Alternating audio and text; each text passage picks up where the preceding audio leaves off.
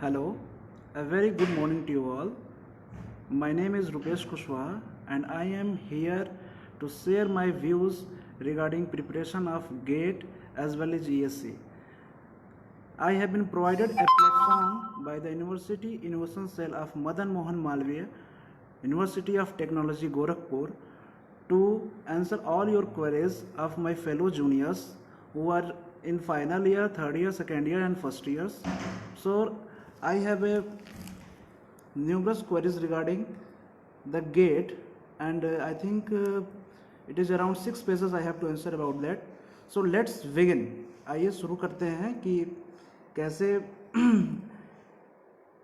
Gate की preparation आप लोग को स्टार्ट करनी चाहिए, क्या क्या उसमें स्ट्रेटजी बनाना चाहिए कि आप उसमें एक अच्छा रैंक सिक्योर कर सके फ्यूचर में। और न्यूमरस क्वेरीज हैं, जैसे कि मैंने most of the queries common है जिसको मैंने नोट डाउन कर रखा है। जैसे अगर हम क्वेरीज की बात करें तो सर मैं फाइनल ईयर में हूँ, मुझे एमटेक करना है, गवर्नमेंट नौकरी नहीं करनी है, इसके लिए क्या व्यूज़ हैं sir. Satyam Mishra good morning, Neeraj Rawat good morning, नमस्कार नमस्कार।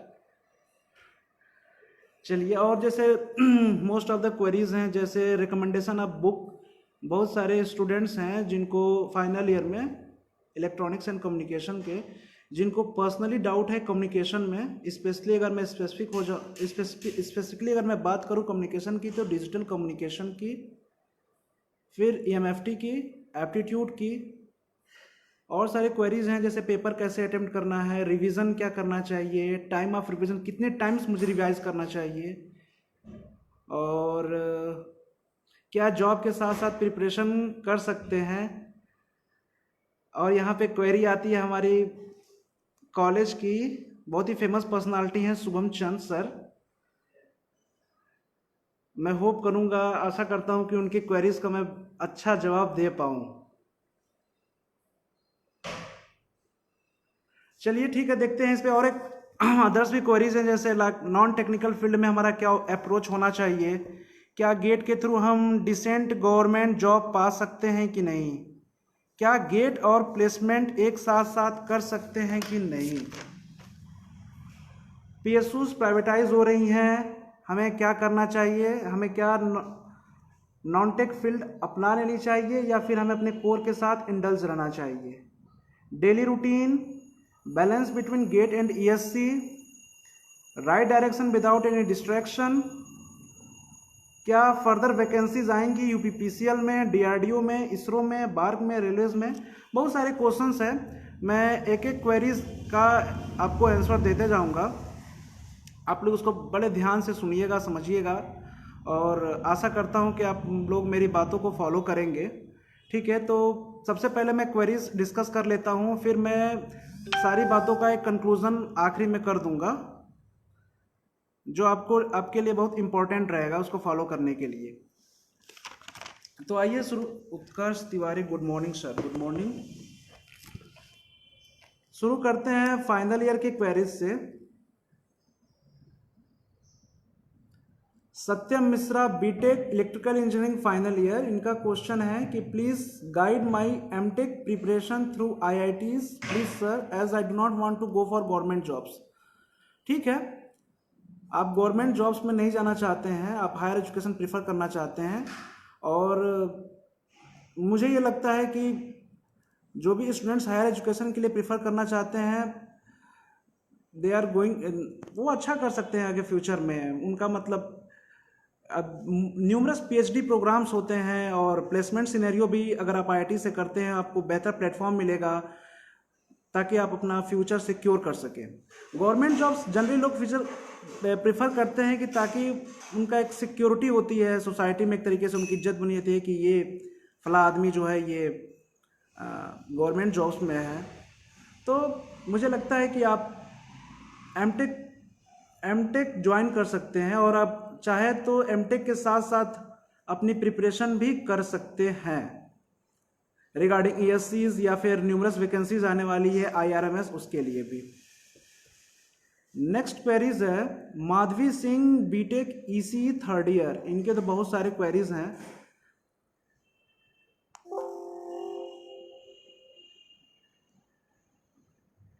इनकी क्वेरीज है सबसे पहली कि सर टेस्ट सीरीज बेनिफिशियल होता है गेट में के लिए नहीं, और कौन सी टेस्ट सीरीज हमें ज्वाइन करना चाहिए। मैं इस पे कहना चाहूँगा कि रिनाउंड इंस्टीट्यूट्स हैं जैसे मेडिजी हो गया, एस हो गया, क्रेट्रिक्स हो गया, मोस्ट ऑफ द स्टूडेंट्स इनके टेस्ट सीरीज को ज्वाइन करते हैं, वहाँ पे टेस्ट देते हैं, तो it will be better platform for you to compete with them. Okay there was a internet connectivity problem, ठीक है। फिर दूसरा आपका क्वेश्चन है कि मैं सर डिजिटल या रैंडम वेरिएबल्स इन कम्युनिकेशन में मुझे दिक्कत होता है, I cannot understand the concept very well. तो इस पे ये है कि आपने कौन सा बुक प्रेफर किया है, क्या आपने कोई लेक्चर्स वगैरह देखा है कि नहीं उसके, क्या आपकी रैंडम वेरिएबल्स के लिए आपके कॉन्सेप्ट जो होता है मैथमेटिक्स में वो स्ट्रांग है कि नहीं, ये थोड़ा सा कहीं ना कहीं मैटर करते हैं।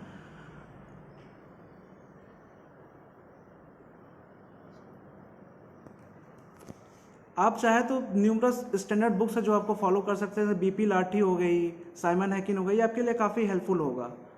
Sir what should be the sequences of subjects. हाँ, रिगार्डिंग ये बहुत बार क्वेश्चन कई बच्चों ने पूछा है कि हमें कौन से सीक्वेंस में क्वेश्चंस को मतलब कौन से सीक्वेंस में सब्जेक्ट्स को पढ़ना चाहिए। तो मैंने एक लिस्ट तैयार करी है कि कौन सा उसको फॉलो करते हैं और कैसे उसको करते हैं। तो आई थिंक आपको इस स्ट्रेटजी को फॉलो करना पड़ेगा जो मैंने फॉलो किया था अपने। सिग्नल सिस्टम आप कर सकते हैं, फिर नेटवर्क कर सकते हैं, digital, EDC, MFT, control system, EMFT, analog circuit and communication. I think you should follow this sequence to cover all your subjects. UPCL के रिगार्डिंग गेट क्वेश्चन आते हैं mainly conceptual question, some theoretical question. UPCL के लिए कोई अलग से test series वगैरह join करने की आवश्यकता नहीं है। जो भी आप गेट के लिए प्रिपरेशन करते हैं वो मच मोर सफिशिएंट होता है, और जो भी वहाँ जीके पूछी जाती है स्टैटिक जीके होता है। तो मैं आपको यही राय दे सकता हूँ कि आप जो आपका टेक्निकल है, कोर है, आप उसमें अधिक से अधिक या अच्छा स्कोर प्राप्त करने की कोशिश करें, और होपफुली ये कह सकता है डिपेंड अपॉन योर लक कि वो जीके में क्या पूछते हैं, अब किस तरीके का क्वेश्चन होता है। जैसे मेरे टाइम पे पूछा गया था कि अटल बिहारी वाजपेयी ने किस कॉन्स्टिट्यूएंट असेंबली से चुनाव लड़ा था। तो एक तरीके से ये होता है कि ये डे टू डे लाइफ का आपका हिस्सा है। अगर आप डेली न्यूज़ पढ़ते हैं तो आप स्टैटिक जीके के बारे में आसानी से कवर कर सकते हैं। यूपीसीएल के लिए कोई टेस्ट सीरीज ज्वाइन करने की आवश्यकता नहीं है।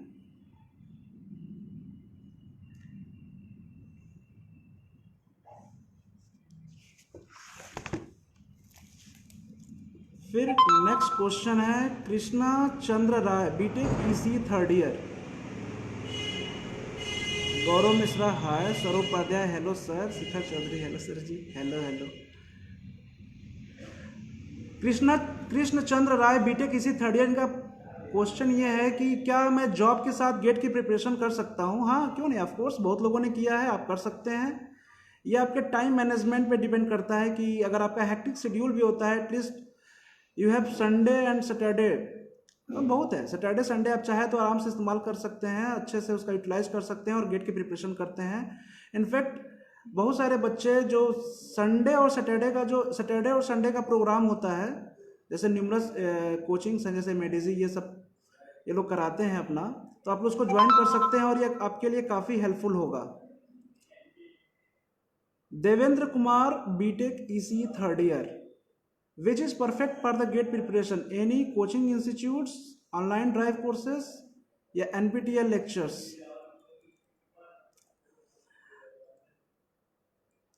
अगर आप गोरखपुर में हैं, अगर आप गोरखपुर में रह कर डिसाइड करके कोचिंग इंस्टीट्यूट्स ज्वाइन करना चाहते हैं, तो मुझे नहीं लगता कि आपके लिए उतना हेल्पफुल रहेगा। कि अगर आप गेट की प्रिपरेशन के लिए सीरियस हैं तो इतना ज़्यादा कंटेंट अपने कॉलेज में है आपके सीनियरों के पास, होपफुली आपके पास भी होगा, जैसे गेट फोरम हो गई, क्रेट्रिक्स हो गई, ये सब लेक्चर्स आपके पास है, जो आप चाहे तो उसका आप इस्तेमाल कर सकते हैं।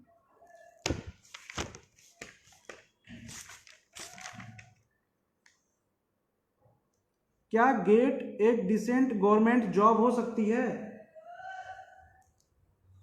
अरे ये डिपेंड करता है कि आप किसको, कौन से गवर्नमेंट जॉब्स को आप डिसेंट कहते हैं, किसे डिसेंट नहीं कहते हैं।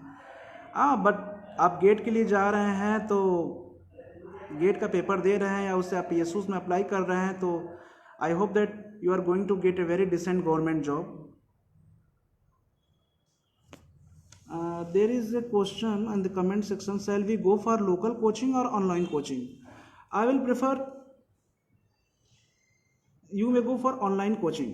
There are numerous coaching which are providing their content online, that such as Unacademy, Cretrix, GetForum. You can choose one of them.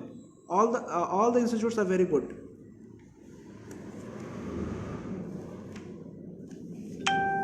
Gate and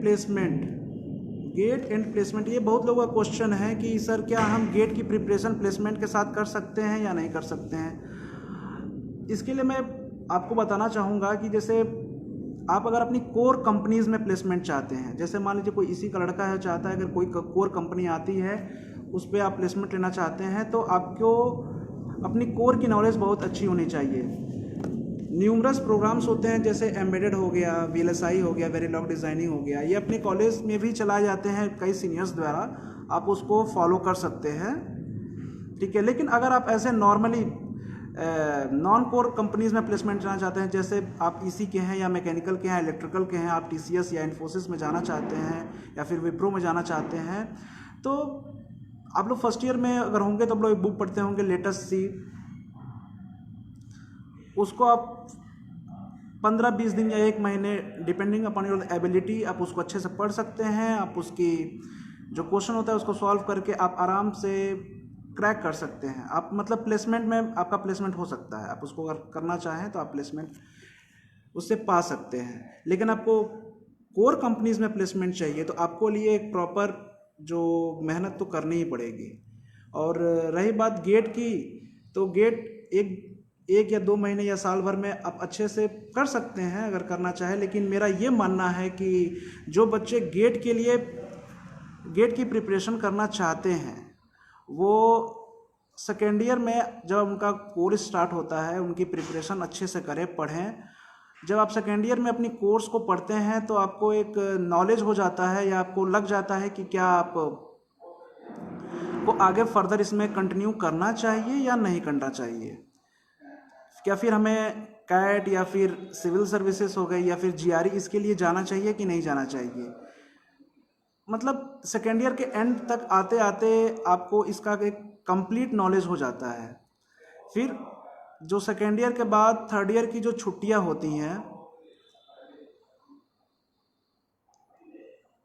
there is a question in comment section, best coaching material to be prefer for GATE, I will come to you. ये क्या होता है कि जो coaching college की जो summer holidays होती हैं, 3 महीने की छुट्टियां होती हैं, आप उसका प्रॉपर यूटिलाइजेशन अपने घर पे रह के कर सकते हैं। बिकॉज आपके पास सारे लेक्चर्स होंगे ऑफलाइन या ऑनलाइन। आपको मैं बुक सारे बता दूंगा, कौन से बुक आपको पढ़ना है, कैसे पढ़ना है, किस तरीके से उसको नोट्स बनाने हैं, ये सब मैं एंड में आपको बता दूंगा, ताकि आप लोग उस पर एकदम स्ट्रिक्ट रहिए उस चीज़ को लेकर। और it will be much more helpful for you to securing a very good rank. I will come to that. Best coaching material to be prefer for GATE. Coaching material अगर आप खरीदना चाहते हैं तो मुझे नहीं लगता कि it will B a good decision for you कि आप कोचिंग मटेरियल प्रेफर करना चाहते हैं। गेट क्वालिफाई या गेट क्रैक करने के लिए आपको सिर्फ एक चीज़ चाहिए, वो है गेट बुक। जैसे मोस्ट ऑफ द इंस्टीट्यूट्स का उनका अपना एक गेट बुक होता है 30 ईयर्स 29 ईयर्स, तो आप इसे खरीद लीजिए। और मटेरियल पे अगर आप और कुछ खरीदना चाहते हैं तो गेट बुक खरीद लीजिए। अगर आप इलेक्ट्रिकल या इलेक्ट्रॉनिक्स इंजीनियरिंग से हैं तो आप अदर ब्रांचेस हैं जैसे इलेक्ट्रिकल हो गया, इलेक्ट्रॉनिक्स हो गया, इंस्ट्रूमेंटेशन हो गया, जो कॉमन सब्जेक्ट्स होते हैं उनके आप क्वेश्चंस को इन तीनों गेट बुक को सॉल्व कर सकते थे। जब मैं अपने टाइम पे था तो मैं और मेरे कलीग्स हम इस चीज़ को प्रीफर करते थे कि हम लोग अपना गेट बुक अपने गेट क्वेश्चंस को सॉल्व तो करते ही करते थे, साथ में जो सब्जेक्ट्स कॉमन थे वो इलेक्ट्रिकल या इंस्ट्रूमेंटेशन के, उसको भी हम लोगों ने सॉल्व किया था। और अगर आप चाहते हैं कि ये सफिशिएंट नहीं है आपके लिए, तो जो इंजीनियरिंग सर्विसेज एग्जामिनेशन है उसमें जो क्वेश्चंस पूछे गए हैं बहुत पुराने नहीं, आफ्टर 2010 आप उनको सॉल्व कर सकते हैं। फिर भी आपको लगता है कि नहीं मुझे थोड़ा सा और चाहिए, मटेरियल चाहिए, तो हमें लगता है कि बिट्स एंड बाइट्स ये एक बुक है जो एस द्वारा पब्लिश की जाती है, एस पब्लिकेशन, एस कोचिंग है, एस। तो आप इसको खरीद कर आप इसके क्वेश्चन सॉल्व कर सकते हैं। वेरी गुड क्वेश्चंस, मतलब अच्छे कॉन्सेप्चुअल क्वेश्चंस हैं, आप इसको फॉलो कर सकते हैं। अदर देन जो मैं बुक्स आपको रिकमेंड करूंगा वो स्टैंडर्ड बुक्स होंगी, फॉरेन अदर की बुक्स होंगी, उसमें जो क्वेश्चंस होंगे वाकई में बहुत ही अच्छे क्वेश्चंस होंगे, मच मोर सफिशिएंट है, इससे ज़्यादा और कुछ करने की आवश्यकता नहीं है।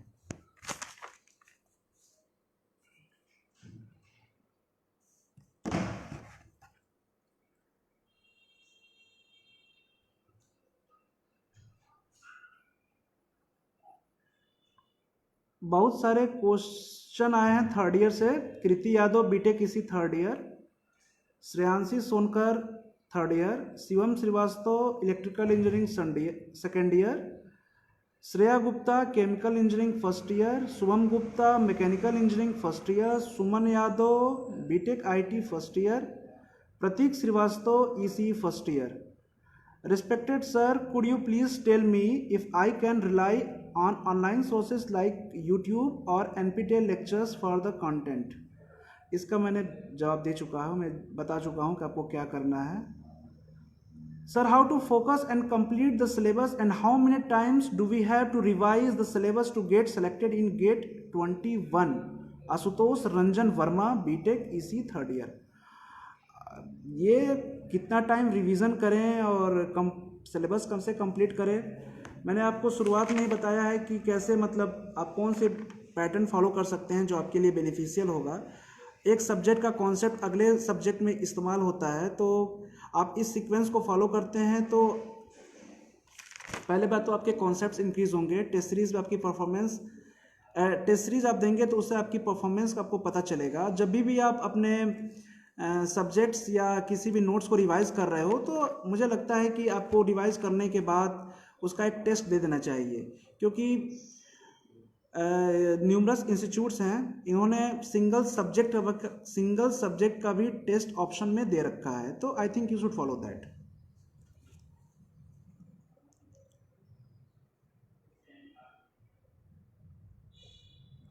What are the other exams other than the GATE in non-technical field also, and tell us about how to approach them?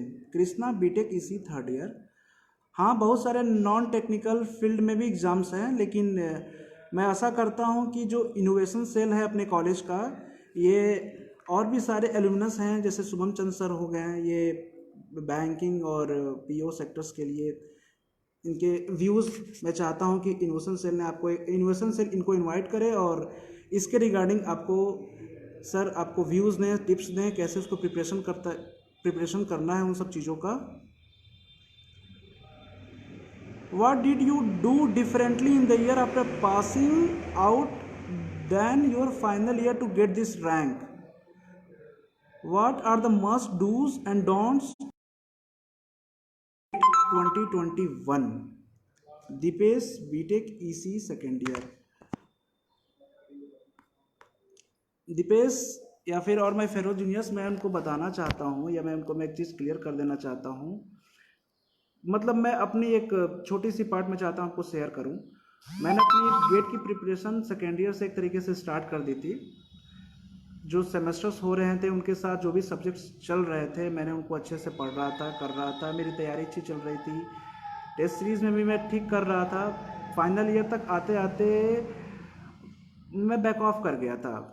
मेरी तैयारी अच्छी होने के बाद भी न्यूमरस रीजंस थे, मैं बैक ऑफ कर गया था और अपने फाइनल ईयर जब मैं गेट में अपीयर हुआ था फाइनल ईयर में, तो मैं गेट क्वालिफाई नहीं कर पाया था। I was unable to qualify the GATE. तो ऐसा नहीं है कि अगर आप फाइनल ईयर में हैं, आपकी तैयारी अच्छी है और आप किसी कारणवश गेट क्वालिफाई नहीं कर पाते हैं तो आप उसको मतलब छोड़ दें या फिर मतलब किसी और सेक्टर्स में चले जाएं या डिप्रेस हो जाएं, तो ऐसा कुछ करने की आवश्यकता नहीं है। अगर आपको लगता है कि आपके कॉन्सेप्ट्स क्लियर हैं, आपको सब्जेक्ट्स पे कमांड है, तो आपको 1 साल और देना चाहिए और अपनी स्ट्रेटजी में चेंज करना चाहिए कि क्या कमियां रह गई थी जो आपने मतलब जो आपको इस तरीके से बैक ऑफ करने पर मजबूर हो गए थे। और तीसरी फिर उसके बाद एक अपनी मतलब स्ट्रेटजी बनाइए और एक अच्छे तरीके से उसको फॉलो करिए, जैसे कि मैंने अपने टाइम पे किया था। और मैंने एक अच्छी रैंक मतलब ठीक ठाक रैंक मैंने सिक्योर कर ली थी गेट में। और अदर भी जो एग्ज़ाम्स हुए थे, न्यूमरस एग्ज़ाम्स हुए थे अदर देन द गेट, मैंने उसमें भी अच्छा परफॉर्म किया था। तो ऐसा ये नहीं है कि अगर आप किसी कारणवश या किसी कारण से आप मतलब नहीं क्वालिफाई कर पाते हैं गेट, तो मतलब आपको डिप्रेस होने की आवश्यकता नहीं है। ठीक है, मैं एक अपने आप में आप लोग के लिए एग्जांपल सेट करता हूं कि आप इस चीज़ को फॉलो कर सकते हैं कि नहीं मैं गेट क्वालिफाई नहीं कर पाया फाइनल ईयर में, तो हमें मतलब नहीं हो सकता मुझे गेट, फिर अगर अगली बार करूंगा तो कितना रैंक आ जाएगा, 1000 आ जाएगा, 1200 आ जाएगा, 1500 आएगा, विद इन 500 या विद इन 100 नहीं कर सकते हैं। आप आराम से कर सकते हैं, बशर्ते आपकी तैयारी अच्छी होनी चाहिए, आपने पहले से प्रिपरेशन कर रखा हो, क्योंकि चमत्कार एक दिन में नहीं होते हैं। चलिए नेक्स्ट क्वेरीज की तरफ बढ़ते हैं। I am an average student, how do I get started with GATE preparation during the lockdown. ये सब मैं बताऊंगा कि कौन कैसे फॉलो करना है। Saksham Pandey I will tell in the last. Which resources you have used while preparing the examination for technical part as well as aptitude, मैंने बता दिया है। अनिल कुमार रोजी सिंह मैंने बता दिया है। What should be the process to handle both gate and for placement taking both into consideration, Amit BTech secondary, इसको भी मैंने बता दिया है। How to prepare GATE with semester, यहाँ ये बहुत लोग का क्वेश्चन है कि सर गेट का प्रिपरेशन सेमेस्टर से अलग मतलब कैसे कर सकते हैं साथ साथ में। अरे अलग थोड़े है, अगर आप मतलब इसको आप ध्यान से सुनिए मैं क्या कहना चाहता हूँ कि अगर आप सेमेस्टर की तैयारी कर रहे हैं तो जो सब्जेक्ट सेमेस्टर में चल रहे हैं उसके लेक्चर्स अवेलेबल हैं, आप उसको पढ़िए। अगर आप उसको प्रिपेयर करते हैं आप गेट पर्सपेक्टिव से, तो एक तरीके से आपकी एकेडमिक्स भी स्ट्रांग होगी और प्लस आपकी गेट की तैयारी भी साथ साथ अच्छी होती जाएगी। जैसे न्यूमरस स्टूडेंट्स होते हैं जो गेट के चक्कर में जो भी क्वेश्चंस वगैरह होते हैं क्लास के थोड़ा सा अदर्स होता है, जो थियोरेटिकल क्वेश्चन है उस पर ध्यान नहीं देते हैं। मुझे लगता है कि गेट के साथ साथ अगर थियोरेटिकल कॉन्सेप्ट्स को भी ध्यान में रख के वो आगे तैयारी करते हैं, तो जैसे आज मतलब कुछ समय पहले एग्जाम हुआ था RRB JEE का, वहाँ पे कॉन्सेप्चुअल क्वेश्चन के बजाय थियोरेटिकल क्वेश्चंस भी आ गए थे। और भी ऐसे न्यूमरस जो नॉन गेट एग्जाम्स होते हैं वहाँ पे इस तरह के क्वेश्चंस आपसे पूछे जा सकते हैं, जैसे UPPCL में हो गया, UPPSC हो गई, SSC JEE हो गया, यहाँ पे इस तरीके के क्वेश्चन आपको देखने को मिलेंगे।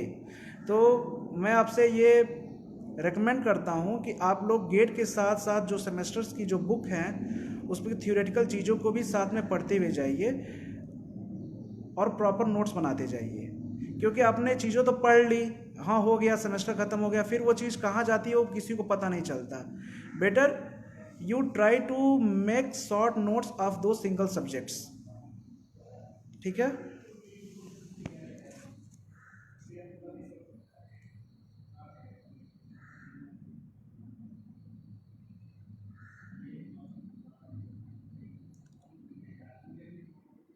Can you please formulate a strategy to prepare for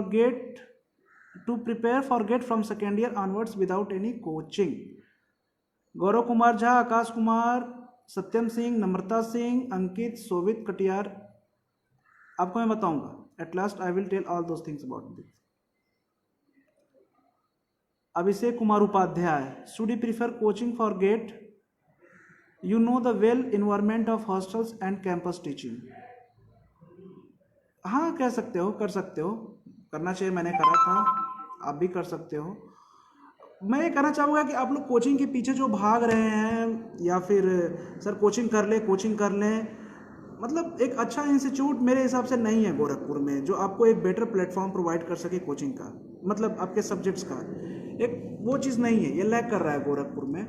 तो इसके बजाय आप ऑनलाइन जो कोर्सेस हैं, मैंने बता चुका है, गेट फोरम या फिर क्रेट्रिक्स या अनअकैडमी, तो आप उसको फॉलो कर सकते हैं। आइए मैं आपको एक ब्रीफ आइडिया दूं कि कैसे कैसे सब्जेक्ट्स को टैकल आउट करना है, क्या क्या कौन से बुक्स आपको पढ़ने हैं। ठीक है, अगर मैं स्पेसिफिक होता हूँ इलेक्ट्रॉनिक्स एंड कम्युनिकेशन इंजीनियरिंग के लिए, तो सबसे पहले आप सब्जेक्ट्स फॉलो कर सकते हैं सिग्नल सिस्टम। ये चीज़ें मैं सेकेंड, जो बच्चे इसमें फर्स्ट ईयर में हैं वो सेकेंड ईयर में प्रमोट होंगे होपफुली, तो वो अपने जो समर हॉलीडेज है उसका एक अच्छे से यूटिलाइज कर सकते हैं उस समर हॉलीडेज़ का। ठीक है, बहुत सारे लोग घर पे, हाँ होपफुली तो इसमें घर पे ही होंगे, उनको पास लेक्चर एक्सेस नहीं होंगे, लेकिन आपके रिस्पेक्टिव सीनियर्स हैं जो सेकेंड ईयर है या थर्ड ईयर है, आप उनसे कॉल कर सकते हैं कि क्या सर वो ड्राइव पे हमें प्रोवाइड हो सकता है लेक्चर्स, या टेलीग्राम पे प्रोवाइड हो सकता है। सबके पास इस समय नेट एक्सेस है, आप वहाँ से टेलीग्राम से वो डाउनलोड कर लीजिए और आप अपनी तैयारी अच्छे से कर सकते हैं। जब भी आप अब इन सब्जेक्ट्स को पढ़ना चाहें, जैसे मैं अगर एग्जांपल लेता हूँ सिग्नल एंड सिस्टम का, तो जब आप सिग्नल एंड सिस्टम पढ़ना चालू करते हैं तो सबसे पहली बात आप इसमें क्या करेंगे, कौन सी बुक्स को फॉलो करेंगे, तो इसमें सबसे पहले आप बुक्स को फॉलो करेंगे तरुण कुमार रावत। मैं रिपीट करता हूँ, इसको बुक्स को फॉलो करेंगे तरुण कुमार रावत। ये इंडियन ऑथर की किताब है, और एक फॉरेन ऑथर की किताब आप इसको फॉलो कर सकते हैं, वो ओपेनहाइम, वही बहुत अच्छी किताब है। मुझे लगता है कि अगर आप तरुण कुमार रावत को भी कंप्लीट कर लें, अगर आपको समय मिलता है तो आप ओपेनहाइम को भी अच्छे से पढ़ें। इसकी एक लेक्चर है, ऑफलाइन लेक्चर है, आप लोग मतलब अपने कॉलेज में होगा, ये बहुत सारे सीनियर्स के पास होगा, आप उसको ले सकते हैं। गेट फोरम की ये लेक्चर्स है, इसको पढ़ाया है सुमित कुमार सर ने। I repeat, Sumit Kumar sir ने इसको पढ़ाया है गेट फोरम में। जब आप इस लेक्चर को पढ़ते हैं तो 70 to 75% जो कॉन्सेप्ट है या गेट के क्वेश्चन है आपसे बहुत आसानी से बन जाएंगे। Is a very good teacher, मैंने भी वो चीज़ पढ़ी है, कई दफ़ा पढ़ी है, मतलब अच्छा है। आप उसको करेंगे तो आपको एक अच्छा रिजल्ट मिलेगा। और जितने भी मेरे कलीग हैं उन्होंने भी सिग्नल सिस्टम भी यहीं से ही पढ़ा है। Most of the colleagues who are in UPPCL right now and different PSUs have read the signal system lectures from this teacher only.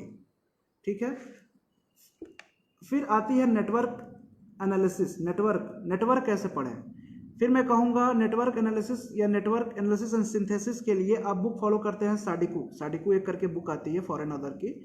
ये PDF फॉर्म में भी अवेलेबल है नेट पे, आप चाहे तो वहाँ से डाउनलोड कर सकते हैं, परचेज करने की आवश्यकता नहीं है। लेकिन आपको लगता है कि नहीं, आप सिस्टम पे नहीं पढ़ सकते हैं या फिर फ़ोन में PDF के फॉर्म में कंफर्टेबल नहीं है, तो आप ये बुक खरीद सकते हैं। जब भी आपको ये अवेल हो सके आप इसको खरीद सकते हैं। इसके लिए जो लेक्चर्स है मैं रिकमेंड करूंगा फिर से गेट फोरम की सुमित कुमार सर द्वारा। इन्होंने भी इस नेटवर्क को बहुत ही अच्छे से कवर किया है, हर एक माइन्यूट कॉन्सेप्ट्स को ध्यान दिया है। आपकी मतलब इनसे अगर आप पढ़ लेते हैं नेटवर्क तो आपके बेसिक्स बहुत ही स्ट्रांग हो जाएंगे, आपको बेसिक्स पे इतना कमांड हो जाएगा कि आप फर्दर खुद से भी अगर पढ़ना चाहें किसी भी बुक को तो आप कंफर्टेबल फील करेंगे। You will feel ease in tackling all those subjects and all those concepts. Next subject है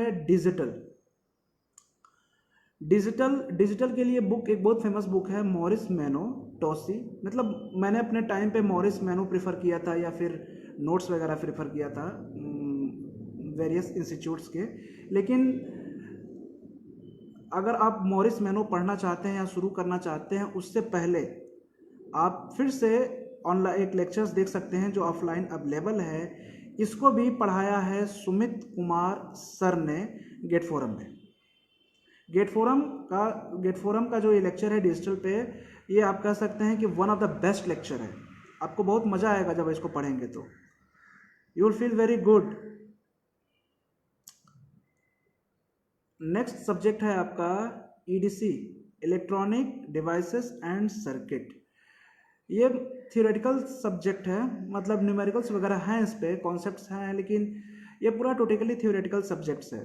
मैंने अपने टाइम पे इसको गेट फोरम से ही पढ़ा था। उस टाइम पे एक फैकल्टी थी, क्या पता वो लेक्चर्स अभी अवेलेबल हो या ना हो। पहले जो जिस फैकल्टी ने पढ़ाया था इसके मेरे टाइम पे गेट फोरम में, वो ठीक था, बढ़िया था, but it was not up to the mark.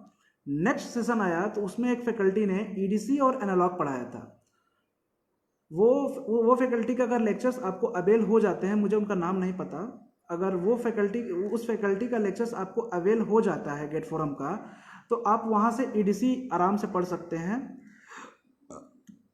और इसके लिए अगर आप बुक रिफ़र करना चाहते हैं तो वॉल स्ट्रीट जो फॉरेन अदर की बुक है, आप उसको पढ़ सकते हैं। वॉल स्ट्रीट एक आपको देखने में बहुत ही मोटी किताब लगेगी, बहुत ज़्यादा इसमें चीज़ें, बहुत सारी चीज़ेज़ उसमें नहीं पढ़नी होती हैं। अगर आप जब भी आप गेट का सिलेबस देखें या फिर अपने कॉलेज का सेमेस्टर का सिलेबस देखें, तो 90 to 95% मैच खाते हैं।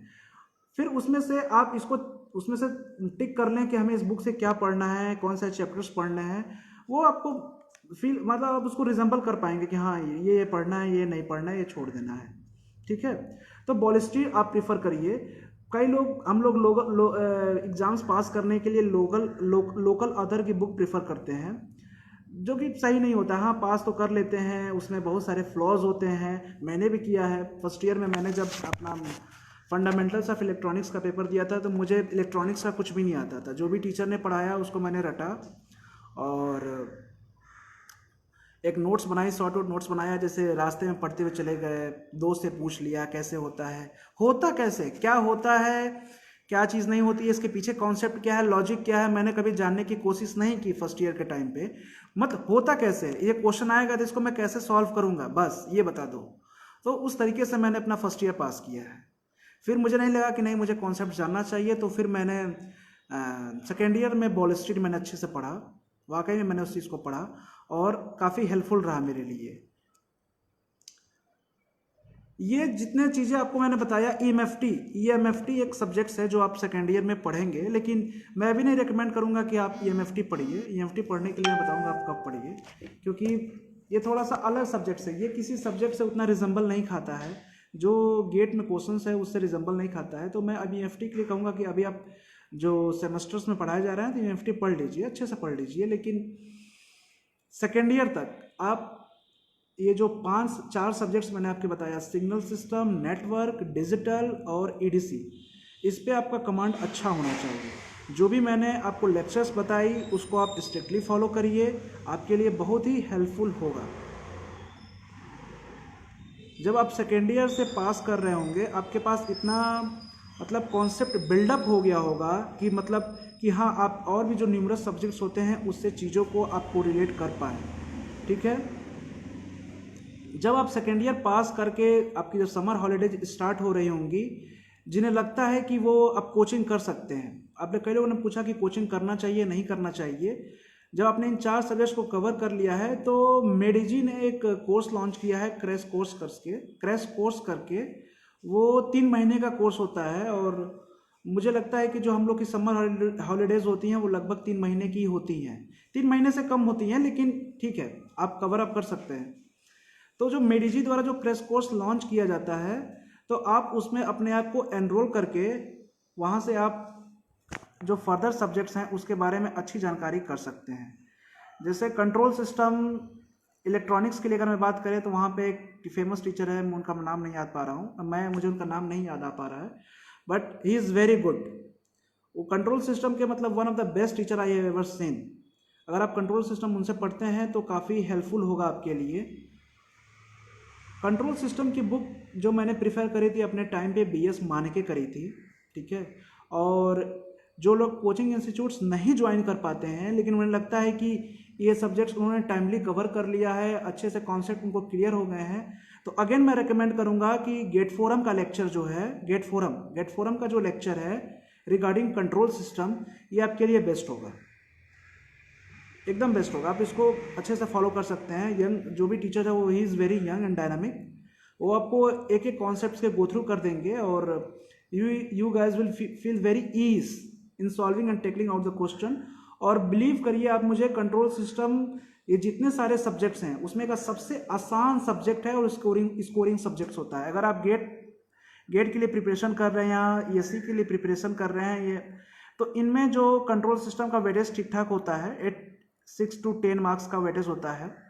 और बहुत ही इजी क्वेश्चंस आते हैं, आप इसमें अच्छे से अपना स्कोर कर सकते हैं। तो अगर आप जो मैंने वीडियो लेक्चर रेकमेंड किया या फिर जो कोचिंग इंस्टीट्यूट्स आप जो फॉलो कर रहे हैं, जो कोचिंग इंस्टीट्यूट्स आप जो ज्वाइन करने वाले हैं, उस अगर आपने अच्छे से इस चीज़ को सब्जेक्ट्स को पढ़ा तो आप इसमें एक अच्छा नंबर्स गेन कर सकते हैं। It is a very easy subject. अब आता है एनालॉग सर्किट। जैसे हम लोग के मतलब जो इलेक्ट्रॉनिक्स एंड कम्युनिकेशन हम लोग का जो डिपार्टमेंट है, वहाँ पे इसको कहते हैं एनालॉग इंटीग्रेटेड सर्किट, AIC के नाम से इसको जाना जाता है। और इसको अगर आप पढ़ना चाहते हैं एनालॉग इंटीग्रेटेड सर्किट, तो इसको पढ़ने से पहले सबसे पहले आप जो EDC सब्जेक्ट है, EDC electronic devices and circuit, आप इसको एक बार थोरो रिवीजन कर लीजिए, उसके बाद इसको शुरू करिए। बहुत ही स्टैंडर्ड्स किताबें हैं इसको पढ़ने के लिए, सेड्रा स्मिथ, DC चौधरी, आप इसको फॉलो कर सकते हैं। लेकिन मैंने मतलब अगर स्पेसिफिक कहूँ तो मैंने क्या फॉलो किया था, तो मैंने मेडीजी की नोट्स थी जो पढ़ाई गई थी इफ्तिकार अहमद। आई रिपीट, अगर आप मेडीजी के नोट्स खरीदते हैं एनालॉग सर्किट्स के, तो वो इफ्तिकार अहमद सर के ही होने चाहिए, बिकॉज उन्होंने कॉन्सेप्ट्स को बहुत ही अच्छे तरीके से डिस्क्राइब किया है, हर एक छोटे छोटे क्वेश्चंस को उन्होंने डिस्कस किया है। मतलब बहुत ही अच्छा नोट्स है, अगर आप उसको ख़रीदना चाहते हैं तो ख़रीद सकते हैं। और जो आपकी सेमेस्टर्स पॉइंट ऑफ व्यू के लिए वो जो नोट्स है वो काफ़ी हेल्पफुल होगा। और अगर लेक्चर्स वगैरह आपको जो बच्चे मतलब कोचिंग इंस्टीट्यूट प्रेफर करते हैं वहाँ पे तो उनको डिलीवरी होगा, तो आप आपको पता चल जाएगा जब आप खरीदेंगे और इस नोट्स को पढ़ेंगे तो आपको एक बेटर आइडिया लग जाएगा कि हाँ वाकई में ये नोट्स बहुत ही अच्छे हैं। और कोई भी मतलब सेल्फ स्टडी से ही पढ़ सकता है। जिनको EDC के बारे में अगर एक कंप्लीट नॉलेज है तो they will feel very comfortable in going through the notes. सबसे आखिरी में इसके बाद एनालॉग सर्किट्स के बाद मैं चाहूँगा कि आप लोग EMFT पढ़िए, इलेक्ट्रोमैग्नेटिक फील्ड थ्योरी। एक तरीका से थोड़ा सा कॉम्प्लिकेटेड सब्जेक्ट्स है, इसमें मतलब न्यूमरस पैरामीटर्स इस्तेमाल होते हैं जो बच्चों को अक्सर कंफ्यूज कर देता है। डिफरेंट कोऑर्डिनेट्स सिस्टम इसमें जो इंट्रोड्यूस किया जाता है, जैसे मान लीजिए कार्टेशियन हो गया, सर्कुलर हो गया, स्फेरिकल हो गया, तो इसमें न्यूमरस पैरामीटर्स होते हैं। और एक तरीके से इसमें मैथमेटिक्स का भी एक बहुत ज़्यादा यूज़ किया जाता है, तो लोग इससे घबराते हैं जिनकी मतलब मैथमेटिक्स या कैलकुलस जिनकी थोड़ी सी वीक रहती है, तो वो इससे बहुत घबराते हैं कि नहीं ये ऐसा ऐसा नहीं। तो जो बच्चे फर्स्ट ईयर में हैं उनसे मैं ये अपनी जो परेशानी है, जो मतलब जो मैंने अपने टाइम पे इससे जो परेशानी झेली थी वो मैं शेयर करना चाहूँगा कि आप लोग जो फर्स्ट ईयर की मैथमेटिक्स है, स्पेशली कैलकुलस वाला पोर्शन और जो कोऑर्डिनेट्स के रिगार्डिंग जो पोर्शन है, आप उसको अच्छे से कवर कर लीजिए, उसके कॉन्सेप्ट क्लियर कर लीजिए, ताकि जब भी आप EMFT पढ़ें तब आप एकदम ईज फील करें उसके कॉन्सेप्ट्स को जाने के लिए। लेकिन जो लोग ये नहीं करते हैं वो कॉन्सेप्ट्स को तो समझना दूर, पहले जिस लैंग्वेज में वो बुक लिखी गई है, जिस तरीके से पैरामीटर्स का इस्तेमाल किया गया है, इनको समझने में काफ़ी उन्हें परेशानी होती है। तो बेहतर यही होगा कि आप लोग उस चीज़ को अच्छे से पहले कवर कर लें, फिर EMFT पढ़ें। EMFT पढ़ने से मगर आप लोग EMFT जो बच्चे सेकेंड ईयर पास कर चुके हैं, थर्ड ईयर में हैं, या जो फाइनल ईयर में है जिन्होंने EMFT कभी नहीं पढ़ी है, तो अगर वो EMFT कवर करना चाहते हैं तो अनअकैडमी पे एक टीचर हैं VSR सुरेश कर, आप वहाँ से सब्सक्रिप्शन ले सकते हैं। ये एक्स मेड इजी फैकल्टी हैं, इन्होंने बहुत हम लोग के टाइम पे इन्होंने बहुत अच्छा EMFT पढ़ाया था। जो मेरे फेलो जीनियर्स थे जिन्होंने क्रैश कोर्स करा था मेडीजी में, मैंने पूछा था कि कौन सा टीचर अच्छा लगा, तो उन्होंने बताया था कि सबने अच्छा पढ़ाया, सबकी तारीफ़ की, लेकिन EMFT वाले टीचर जो थे BSR सुरेश, इनकी मतलब कोई उतना नहीं कहा कि अप टू द मार्क थे। मैं ये कहना चाहूँगा कि ये अप टू द मार्क इसलिए नहीं थे क्योंकि आपने जो बेसिक जो चैप्टर 1 और चैप्टर 2 है साडिको जो इसका EMFT का बुक है, उन्होंने उसको आपने अच्छे से नहीं पढ़ा है। अगर आप इस चीज़ को अच्छे से पढ़ते हैं, समझते हैं, तो आप VSR सुरेश सर का लेक्चर बहुत ही एंजॉय करेंगे। He is a very funny man, वाकई में he is a very funny man. अब बात करते हैं हम लोग की सबसे अच्छे सब्जेक्ट्स की, जिसे कहते हैं कि one of the tough subjects लोग कहते हैं, मैं भी कहता था अपने टाइम पे, मुझे भी इसके कॉन्सेप्ट्स क्लियर नहीं हुआ करते थे। कम्युनिकेशन। कम्युनिकेशन बेसिकली दो पार्ट में डिवाइडेड है, एक एनालॉग कम्युनिकेशन और एक डिजिटल कम्युनिकेशन, ठीक है। तो एनालॉग कम्युनिकेशन तो काफ़ी ईजी होता है, लोग उसको कवर कर लेते हैं। बस परेशानी आती है डिजिटल कम्युनिकेशन के लिए। तो मुझे अपने कॉलेज टाइम पे या जब मैं फाइनल ईयर में रिसाइड कर रहा था तो मुझे इस पे अभी तक कोई लेक्चर्स नहीं मिले थे या कोई बढ़िया लेक्चर नहीं मिला जिसे मैं पढ़ सकूं या समझ सकूं। एनालॉग तक तो मेरी चीज़ें काफ़ी सही थी, काफ़ी अच्छी थी, ठीक है। अगर आप चाहते हैं कि आपका डिजिटल कम्युनिकेशन या कम्युनिकेशन अच्छा हो जाए इसमें और आप अच्छा कर सकें, तो हम लोग के टाइम पे एक्सपर्ट लेक्चर्स जो हमारे रिस्पेक्टिव ब्रांचेस हैं उसके एचओडी कराते थे। बहुत सारे एक्सपर्ट आते थे जो सब्जेक्ट्स पर अपना राय देते थे, समझाते थे। तो जो बच्चे थर्ड ईयर में हैं इस समय, अगर होपफुली कॉलेज खुलता है और कम्युनिकेशन में दिक्कत फील करते हैं तो अपने एचओडी या फिर वीसी सर से एचओडी सर से या वीसी सर से मतलब उनसे रेकमेंड मतलब उनसे रिक्वेस्ट कर सकते हैं कि सर हमें इस सब्जेक्ट्स में थोड़ी परेशानी होती है, we guys don't feel compatible in this subjects, तो इसके लिए हमारे एक्सपर्ट लेक्चर्स प्रोवाइड करा दिए जाए। तो अगर हमारा इंस्टीट्यूट्स आपको ये प्रोवाइड कराता है तो आप उसको एंजॉय करिए, क्योंकि हम लोगों ने टाइम पे इसको एंजॉय करा था, पढ़ा था, एक्सपर्ट्स आए थे, बताए थे, ठीक था, अच्छा था, काफ़ी हद तक नॉलेज हुई थी।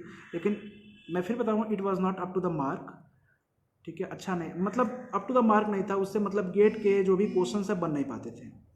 वो थियोरेटिकल कॉन्सेप्ट से ज़्यादा बिलीव करते थे, तो उतना मतलब फ्रूटफुल नहीं था वो, ठीक था, it was good but it was not fruitful.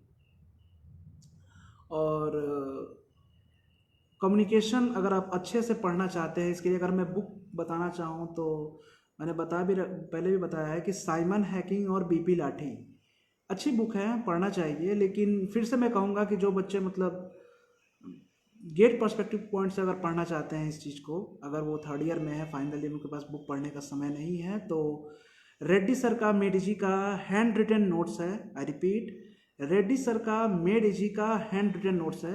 अगर आप इस चीज़ को फॉलो करते हैं, इसको पढ़ते हैं, तो आपके लिए काफ़ी फ्रूटफुल होगा। वहाँ पे फिर जैसे मैंने बताया ना, जैसे analog circuit Iftikhar Ahmad sir ने बहुत ही एकदम एक सिंपल लैंग्वेज में पढ़ा रखी है, वैसे भी जो आपकी कम्युनिकेशन की नोट्स है analog as well as digital, ये आपको सिंपल तरीके से बताया जा चुका, मतलब उसमें मेंशन किया गया, आप उसको पढ़ सकते हैं। और इन केस इन फ्यूचर अगर एक तरीके से आप देख रहे हैं कि ऑनलाइन मतलब चीज़ें जो भी ऑफलाइन हुआ करती थी, जो भी इंस्टीट्यूट्स ऑफलाइन होते थे वो ऑनलाइन होते जा रहे हैं, और इन फ्यूचर अगर भविष्य में ये मेडिजी अपना वो लॉन्च करती है, मेडिजी अपना ऑनलाइन लेक्चर्स लॉन्च करती है, तो आप उसका फ़ायदा उठा सकते हैं, आप उसको एनरोल कर सकते हैं, पढ़ सकते हैं, आपके लिए काफ़ी हेल्पफुल होगा। बिकॉज एक बहुत ही अच्छा इंस्टीट्यूट्स है, उसमें जो फैकल्टीज़ हैं बहुत ही वाकई में अच्छी हैं, हेल्पफुल नेचर की हैं, आपको बताती हैं, तो आप फॉलो कर सकते हैं। नॉनदलेस मैं ये भी कहना चाहूँगा कि क्रेट्रिक्स भी एक कोचिंग है जो बेसिकली इलेक्ट्रिकल एंड इलेक्ट्रॉनिक्स के लिए है, तो वो इस समय अनअकैडमी पर है, उसके सब्सक्रिप्शन आप लेके पढ़ सकते हैं। वहाँ पे one of the finest faculty of Kreatryx Ankit Goyal sir, उनके लेक्चर्स काफ़ी अच्छे हैं, आप उनको फॉलो कर सकते हैं। ये चीज़ें मैं वो बता रहा हूँ कि जो मैं ऑनलाइन प्लेटफॉर्म आपको मैं बताना चाह रहा हूँ या जो आपसे मैं डिस्कस कर रहा हूँ, अगर आप इसको घर बैठे इसको एक्सेस करना चाहते हैं तो ईजिली एक्सेस रह सकता है। लेकिन साथ ये है कि मतलब कई लोग कंपेटेबल या कंफर्टेबल फील नहीं करते हैं, मतलब स्क्रीन के कंप्यूटर स्क्रीन सामने बैठ के 1.5 घंटा 2 घंटा 3 घंटा पढ़ने के लिए। तो इट इज़ ए नॉट मतलब ये कोई हार्ड एंड फास्ट रूल नहीं है कि आप इसको कंप्यूटर के सामने 3 घंटा पढ़ें, आप इसको रोक सकते हैं, पॉज कर सकते हैं, 1-1 घंटे का गैप दे के पढ़ सकते हैं, बशर्ते जो भी आप पढ़ें वो फुल डेडिकेशन के साथ पढ़ें, कॉन्सेप्ट्स जो बताया जा रहा है उसको सीखें, ठीक है। और रिगार्डिंग कॉन्सेप्ट्स मैं आपसे ये भी कहना चाहूँगा कि कॉन्सेप्ट्स मतलब ऐसे ही नहीं आए थे, एक बार आपने पढ़ लिया, सब्जेक्ट्स कवर अप कर लिया, फिर आपका ये नहीं हुआ कॉन्सेप्ट्स क्लियर हो गया। कई बार आप लोग फील कर रहे होंगे, चाहे जो जूनियर्स मेरे सेकेंड ईयर या थर्ड ईयर में रिसाइड कर रहे हैं, मतलब हैं इस समय, उनको ये शायद फील हो गया होगा कि जो सब्जेक्ट्स उन्होंने सेकेंड ईयर या थर्ड ईयर में अच्छे से कंप्लीट किया अपने स्टार्टिंग डेज में, वो अब तक भूल गया होगा। अक्सर ऐसा होता है, कॉन्सेप्ट्स भूल हो जाते हैं, मर्ज हो जाते हैं, चीज़ें याद नहीं आती हैं।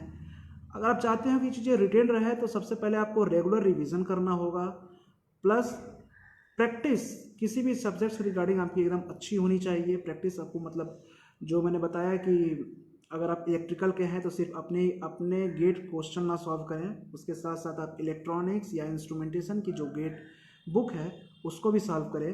अगर आपको लगता है कि चीज़ें कम हैं तो बिट्स एंड बाइट्स इस पब्लिकेशन की आती है किताब, इसको भी सॉल्व करें। इसके अलावा जो मैंने बुक रेकमेंड किया है फॉरेन ऑथर्स की, उस पर क्वेश्चंस हैं उसको भी सॉल्व करें। आप लोग कभी नोटिस करेंगे कि जो फॉरेन ऑथर की बुक होगी उसमें जब आप एक्सरसाइज में जाएंगे तो कई एस्ट्रिक मार्क्स क्वेश्चन होते हैं, उस पर एस्ट्रिक मार्क किया जाता है। आप एटलीस्ट उन क्वेश्चन को सॉल्व तो करें ही करें, बिकॉज वो बहुत ही अच्छे क्वेश्चंस होते हैं, मतलब लॉजिकल क्वेश्चन होते हैं। उसमें आपको उस क्वेश्चन को सॉल्व करने से आपके एक साथ न्यूमरस कॉन्सेप्ट्स क्लियर हो जाएंगे। तो जो भी बच्चे सेकेंड ईयर या थर्ड ईयर में हैं जिनके पास सफिशिएंट टाइम है बुक पढ़ने का और क्वेश्चन सॉल्व करने का, तो वो ये क्वेश्चन तो जरूर करें। अब देखते हैं मैं कितना जल्दी चीज़ों को वाइंड अप कर सकता हूँ। और भी सारे क्वेरीज हैं, अगर टाइम परमिट करता है तो मैं इसको डेली रूटीन, जैसे एक फेमस मतलब बहुत लोग पूछे हैं इस क्वेश्चन को कि डेली रूटीन क्या होना चाहिए गुड रैंकर का, सुरभि श्रीवास्तव है। तो अगर आप फर्स्ट ईयर में हैं, इन्होंने फर्स्ट ईयर में है, तो मैं इनसे कहना चाहूँगा कि अगर फाइनल ईयर में आप फाइनल ईयर पास कर रहे हैं, फाइनल ईयर में जा रहे हैं, तो एक डेली रूटीन बनाते हैं, उसका उससे स्ट्रिक्ट रहते हैं तो मतलब बनता है। थोड़ा सा उसके लिए सीरियस होना पड़ता है गेट के लिए फाइनल ईयर में। लेकिन जो बच्चे फर्स्ट ईयर में हैं, सेकेंड ईयर में है, थर्ड ईयर में है, तो ये अपने पढ़ाई के साथ फ्लेक्सिबल हो सकते हैं। ये तब आप जब आप कभी भी पढ़ सकते हो, ऐसा कुछ नहीं है कि कोई हार्ड एंड फास्ट रूल है कि नहीं आपको 2 घंटा इस टाइम पे पढ़ना है, 4 घंटा इस टाइम पे पढ़ना है, ऐसा कुछ नहीं है। आप जब भी फ्री टाइम आपको मिले, आप कंफर्टेबल फील करो, स्पेयर टाइम है उसमें आराम से पढ़ सकते हो। क्योंकि इसमें जब आप कॉलेज में रहते हैं तो न्यूमरस एक्टिविटीज़ होती हैं, जैसे फाइल पूरा करना, सेमेस्टर आ गया है तो थोड़ा सा गेट की चीज़ छोड़ के सेमेस्टर के लिए स्पेसिफिक होना। तो ये सब चीज़ें मतलब ये नहीं होता है कि आपको एक हार्ड एंड फास्ट रूल बनाना है कि नहीं जो मैंने डेली रूटीन फॉलो किया है 4 बजे उठ के ही पढ़ूंगा, सुबह में ही पढ़ूंगा, नहीं ऐसा कुछ नहीं है। अगर आप सुबह 9 बजे या 8 बजे उठ के पढ़ना कंफर्टेबल फील करते हैं तो आप उस समय उठ के कंफर्टेबली पढ़िए, कोई दिक्कत नहीं है। कोई ऐसा रूल नहीं है फर्स्ट ईयर से लेकर थर्ड ईयर तक कि आपको एक डेली रूटीन बना के पढ़ना है। हाँ, एटलीस्ट 2 से 3 घंटे अगर आप गेट के लिए है या सी के लिए है, इंजीनियरिंग सर्विसेज के लिए है, तो 3 to 4 hours you have to give. Anyhow you have to give 3 to 4 hours you have to give. ठीक है। How to make balance in GATE and ES. पहले गेट कर लो, पहले जो भी गेट के सब्जेक्ट्स हैं अगर आप इस पर कमांड कर लेते हैं तो फिर जो आपका नॉन ईएससी में मतलब आपको एक नॉन टेक्निकल एग्ज़ाम होता है तो वो आप कर सकते हो। नॉन टेक्निकल के लिए मैं भी आपको मतलब सेशन के लास्ट में बताऊंगा कि कैसे नॉन टेक्निकल को टैकल आउट करना है और क्या चीज़ें हैं। बुक बता दिया। हाँ, एक और चीज़, एक सीएस स्टूडेंट ने पूछा है कि सर गवर्नमेंट जॉब्स में सीएस स्टूडेंट्स के लिए जो गवर्नमेंट जॉब होती हैं बहुत कम होती हैं, तो क्या मुझे गेट देना चाहिए या नहीं देना चाहिए। मैं बताना चाहूँगा कि मतलब अगर अपना अपने कॉलेज का प्लेसमेंट सिनेरियो अगर देखा जाए तो बहुत ही कम बच्चे होते हैं जो गुड पैकेज या अच्छे पैकेज, हैंडसम पैकेज पे जाते हैं। Most of the students 3 to 4 lakhs, 5 lakhs, कभी कभी 7 lakhs। ठीक है, आप जा सकते हैं, मतलब करिए, इसमें कोई आपत्ति नहीं है। लेकिन मतलब मेरा ये मानना है कि जो बच्चे सीएससी में हैं और ईएससी में हैं, ईएससी करें, ईसीई में है, इलेक्ट्रॉनिक्स एंड कम्युनिकेशन बैकग्राउंड के हैं, इनको गेट देना चाहिए। अगर आप गेट देते हैं तो अगर आप गेट देकर एक अच्छा रैंक सिक्योर करते हैं, फिर आप हायर एजुकेशन एमटेक परस्यू करने के लिए जाते हैं, तो वहाँ पे जो आपको प्लेटफॉर्म मिलता है या फिर जो आपका जो वहाँ पे प्लेसमेंट होता है एक तरीके से बहुत ही अच्छा हो, मतलब एक हैंडसम पैकेज होता है। आपको जिस प्लेटफॉर्म पे जाएंगे वो भी एक बहुत अच्छा प्लेटफॉर्म होगा अपने आप को एक्सप्लोर करने के लिए। तो I strongly recommend the CS student and the electronics and communication engineering student to appear for the GATE and also to secure a very good rank so that they can pursue their higher education in one of the best IITs like IIT Bombay, IIT Delhi, जो prestigious institutes हैं।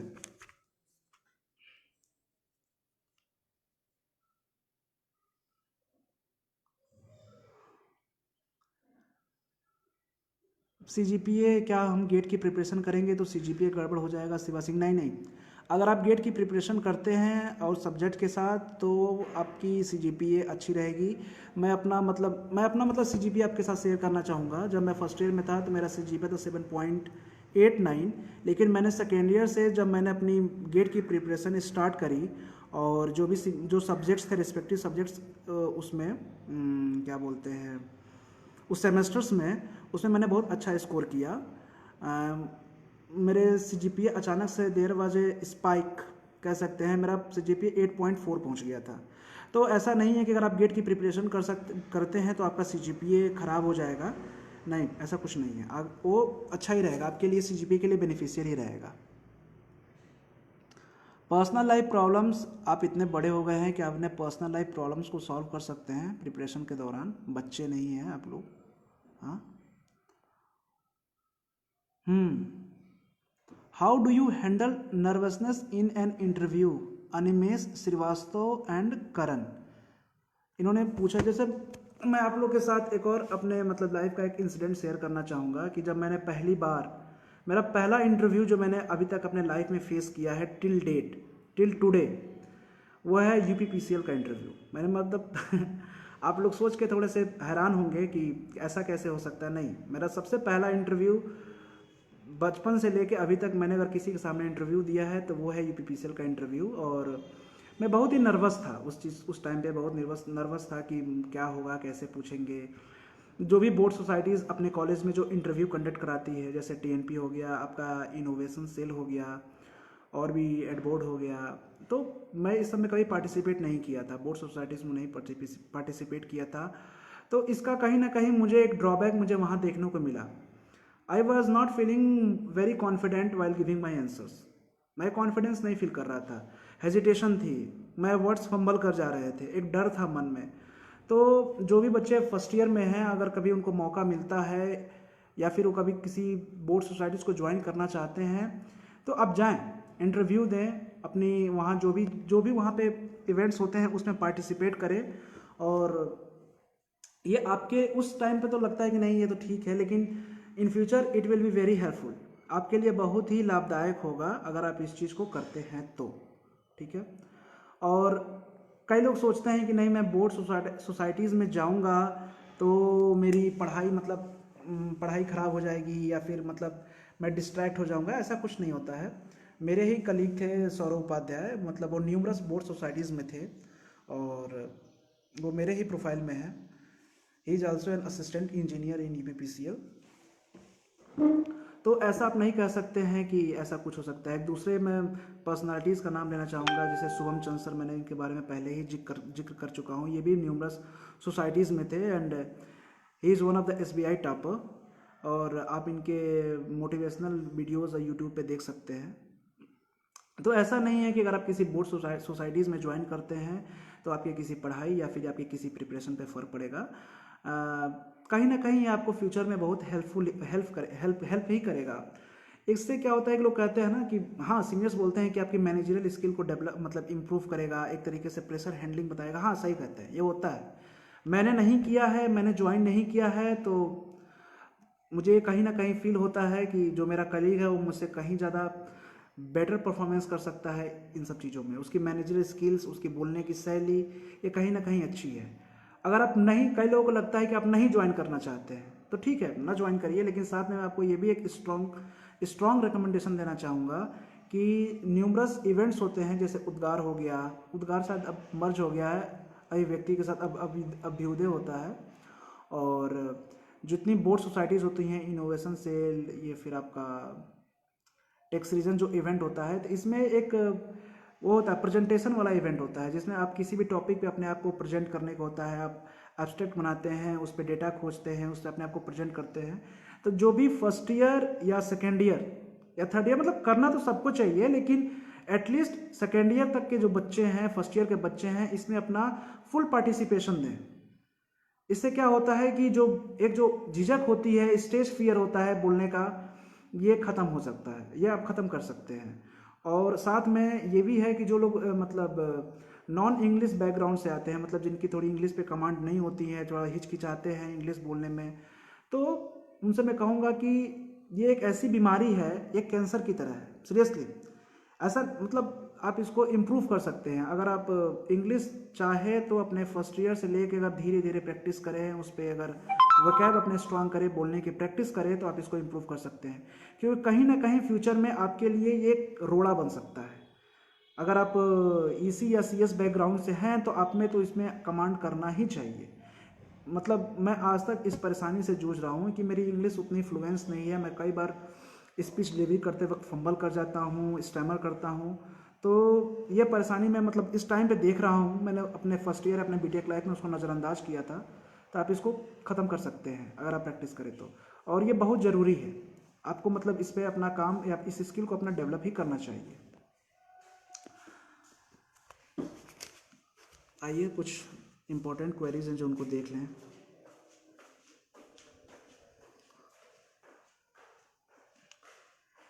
हाँ, एक बहुत ही कई लोगों का question है, क्या सर यूपीपीसीएल, डीआरडीओज या इसरो या बार्क या रेलवेज में मतलब वैकेंसीज आएंगे कि नहीं आएंगे? हाँ, ऑफ कोर्स आएंगे। अरे हमेशा एक पॉजिटिविटी मेंटेन रखिए, आएगी। और होपफुली हमें लगता है कि रेलवे अगले साल या उसके अगले साल से Indian railway management services conduct कराए, इसने अपना अलग पेपर कंडक्ट कराए। तो जितने भी टेक्निकल स्टूडेंट्स हैं उनके लिए एक बेनिफिशियल ही होगा। यूपीसीएल के लिए जैसे मैं अपने विभाग में हूँ, मैं अपने डिपार्टमेंट में हूँ, तो मुझे अंदाज़ा है या उम्मीद है कि फर्दर वैकेंसीज आएंगी, क्योंकि numerous subdivisions are being developed. तो there is a chances that we are going to get good amount of vacancies. Private sector और government sector in the future situation, दोनों अच्छे हैं। दोनों के अपने अपने प्रोज एंड कॉन्स हैं। आपको क्या चाहिए, दोनों सही हैं। अगर आप मतलब ठीक है, प्राइवेट भी अच्छा है, गवर्नमेंट भी अच्छा है, दोनों अच्छा है। Unemployment, will unemployment increase after corona is over? हाँ भाई, यस ऑफ कोर्स, उम्मीद है कि अनएम्प्लॉयमेंट होगा।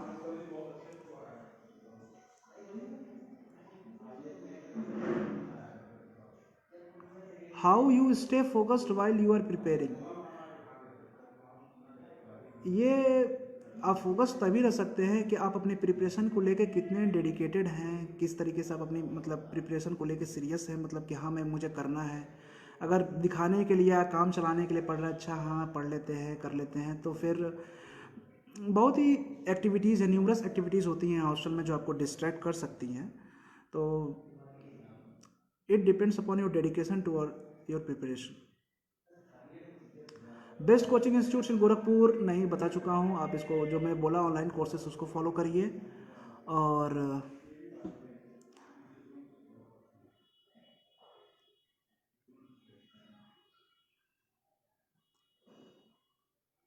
How to prepare for GATE electrical, what should be the strategy and any books recommended? मैं बता चुका हूँ, Avantika Singh, BTech electrical engineering first year, मैं आपको बता चुका हूँ। इलेक्ट्रिकल के लिए जो सब्जेक्ट्स होते हैं, मतलब most of the subjects common होते हैं इलेक्ट्रिकल और इलेक्ट्रॉनिक्स के लिए।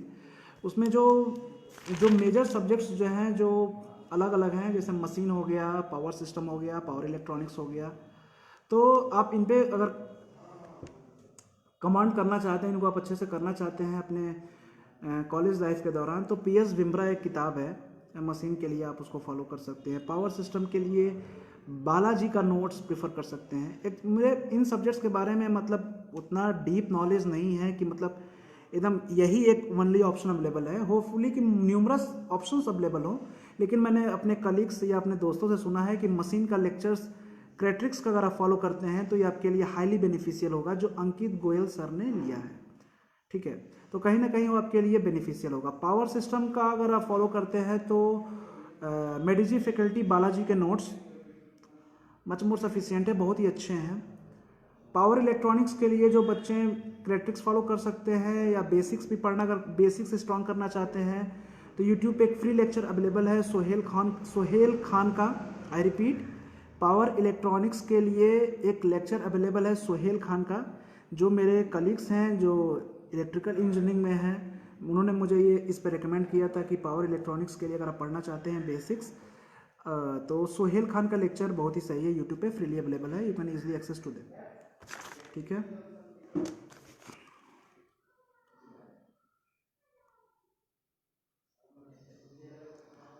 Sir if it is necessary to join a coaching institute to crack UPPCL, AE, GATE और अदर कॉम्पिटिटिव एग्जाम्स। नहीं, अगर आप मतलब गेट की प्रिपरेशन कर रहे हैं तो किसी भी टेक्निकल एग्ज़ाम्स के लिए जो तैयारी है उसकी 70 to 80% हो जाती है। मैंने मतलब UPPCL के लिए कोई अलग से ना टेस्ट सीरीज ज्वाइन किया था और ना ही कुछ वो मतलब ना ही कोई टेस्ट सीरीज ज्वाइन किया था, ना ही मैंने कोई अलग से कोचिंग ली थी। मैं जो गेट और ESC के लिए फोकस होकर प्रिपरेशन कर रहा था उसी से मैंने प्रिपरेशन करी। मेरे टाइम पे जो गेट था वो IIT कानपुर द्वारा कंडक्ट कराया गया था और पेपर भी ठीक लेवल का था, अच्छा लेवल का था। गेट के उसमें बहुत सारे क्वेश्चंस उसमें रिपीटेड थे। तो कहीं ना कहीं अगर आप गेट की प्रिपरेशन करते हैं तो जितने भी ये नॉन गेट टेक्निकल एग्ज़ाम्स होते हैं वो आसानी से क्लियर कर सकते हैं, उसके लिए अलग से करना जरूर नहीं है। जैसे कि UPPCL में हिंदी भी पूछी जाती है, GK भी पूछी जाती है, तो हिंदी बहुत मतलब बहुत ही बच्चों वाली पूछी जाती है। मतलब कोई ऐसा नहीं होता है कि एकदम कठिन ही पूछ लिया आपसे। अब क्या पता आपने हिंदी पढ़ा हो, अगर बचपन में क्लास 10 अगर आपने हिंदी पढ़ी है तो आप ना मच मोर सफिशिएंट आप उसका आंसर कर पाएंगे। जैसे अगर एग्जांपल मैं आपके सामने अगर रखना चाहूँ तो मेरे टाइम पे उसने पूछा था कि इस मुहावरे को कंप्लीट करिए, ना 9 मन तेल होगा डैश। तो बहुत सिंपल क्वेश्चन है, आप लोग आराम से उसको टैकल आउट कर सकते थे। और भी जैसे कहने का मतलब कि जो GK है उसके बारे में मैंने आपको एग्जांपल दे भी रखा है, स्टैटिक GK पूछते हैं। एप्टीट्यूड मतलब जो गेट में आप पढ़ते हैं उसी से आप कवर कर पाएंगे। टेक्निकल सब्जेक्ट्स जो आप पढ़ते हैं उससे आप कवर कर पाएंगे। तो रिगार्डिंग UPPCL आपको कहीं अलग से टेस्ट सीरीज ज्वाइन करने की आवश्यकता नहीं है। हाँ, आपको लगता है कि अगर आप जो उसका जिस तरीके जो पैटर्न है उस पैटर्न के साथ आप थोड़ा सा कंपेटेबल फील करें तो 1 या 2 टेस्ट सीरीज नॉर्मल जैसे मेडिजी कोचिंग हो गई, ग्रेट्रिक्स कोचिंग हो गई, ये मतलब अपने साइट्स पे सैम्पल पेपर ये डाल देते हैं, तो आप उसको 1 बार 2 बार प्रैक्टिस कर सकते हैं। इसके अलावा मुझे नहीं लगता कि और भी ज़्यादा आपको कुछ करने की आवश्यकता है। ठीक है,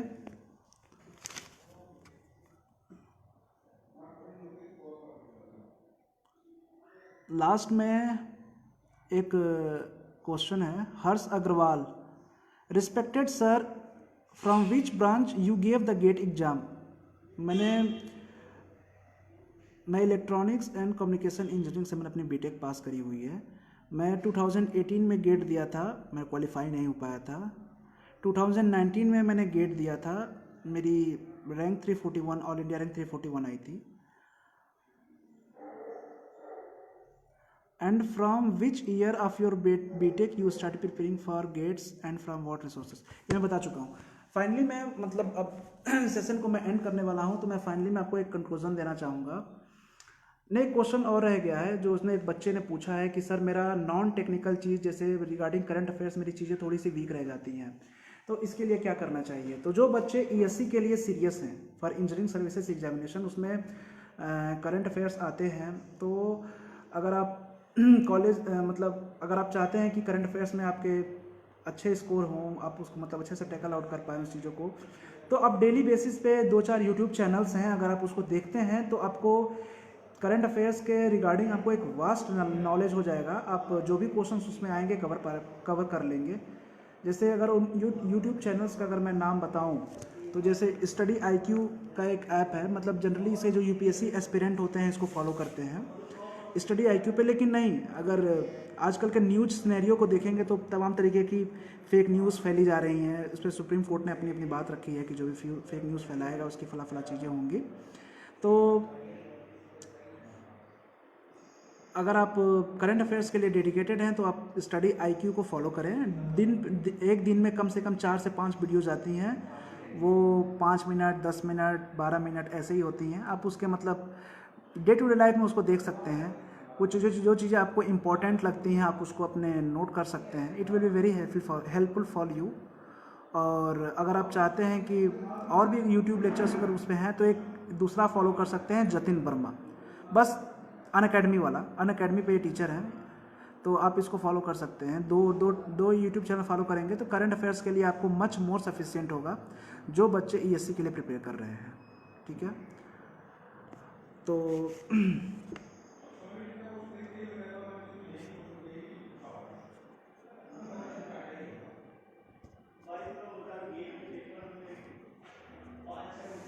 आखिरी में मुझे कहा गया है कि जूनियर्स के लिए कोई स्पेशल मैसेज। जो बच्चे या जो मेरे जूनियर्स हैं सेकेंड ईयर में, मतलब सेकेंड ईयर में प्रमोट होने वाले हैं, जो थर्ड ईयर में प्रमोट होने वाले हैं, उनसे मैं यही कहना चाहूँगा कि आप लोग अपने कॉलेज लाइफ को एंजॉय करते हुए, हॉस्टल लाइफ से बिना कॉम्प्रोमाइज़ किए हुए आप अपनी पढ़ाई को कंटिन्यू करिए। एक डिसिप्लिन में मेंटेन करिए पढ़ाई से रिगार्डिंग। मतलब आपको एक प्राइमरी फोकस होना चाहिए, आपकी प्राइमरी ऑब्जेक्टिव होनी चाहिए कि हम यहाँ पढ़ने आए हैं, आप उसको पूरा करिए। उसके बाद न्यूमरस एक्टिविटीज़ होती हैं हॉस्टल लाइफ में, कॉलेज लाइफ में, उसको एंजॉय करिए। न्यूमरस इवेंट्स ऑर्गेनाइज किए जाते हैं आपके बोर्ड सोसाइटीज़ द्वारा, आप इसको एंजॉय करिए। मैंने अपने मतलब कॉलेज लाइफ में अगर कोई बोर्ड सोसाइटीज़ का अगर इवेंट एंजॉय किया है तो उद्गार था, रंगों का त्यौहार। तो आप ऐसी ऐसी न्यूमरस एक्टिविटीज़ जो कॉलेज में होती हैं, अभ्युदय होता है, मतलब पहले उद्गार था, अभ्युदय होता है, उसमें डांस प्रोग्राम्स, आप इसको एंजॉय करिए। और हॉस्टल लाइफ में मैं ये बात कहना चाहूँगा कि हॉस्टल लाइफ में न्यूमरस एक्टिविटीज़ होती हैं जिसमें हर कोई इंडल्ज होता है, ठीक है। कुछ फ़न एक्टिविटीज़ होती हैं, लेकिन कुछ लोग उसमें क्या गलती कर बैठते हैं, उन फ़न एक्टिविटीज़ को अपने डे टू डे लाइफ का पार्ट बना लेते हैं। बस मैं आपसे यहाँ पे एक रिक्वेस्ट करना चाहूँगा कि आप लोग उसमें इंडल्ज होते हैं, ठीक है, अगर नहीं इंडल्ज होते हैं तो वो भी अच्छी बात है, लेकिन आप उसे अपने कभी डेली लाइफ का पार्ट ना बनाएं। ये आपके लिए भी हार्मफुल रहेगा और आपके पेरेंट्स जो हैं इसके लिए भी हार्मफुल, मतलब उनके लिए भी नुकसानदायक ही रहेगा। ऐसे बहुत सारे केसेस आप लोग देख चुके हैं, जान चुके हैं। जो बच्चे सेकेंड ईयर में हैं, थर्ड ईयर में हैं, फाइनल ईयर में हैं, उनको मुझे बताने की आवश्यकता नहीं है कि किस प्रकार के केसेस उन्होंने देखा है अपने कॉलेज में।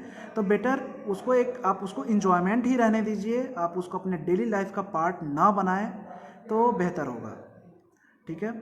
और अगर मैं और भी ऐसे मेरे कलीग्स हैं जिन्होंने गेट में बहुत अच्छा परफॉर्म किया है, अगर आप उनसे क्वेरीज पूछना चाहेंगे आप मुझसे पूछ सकते हैं।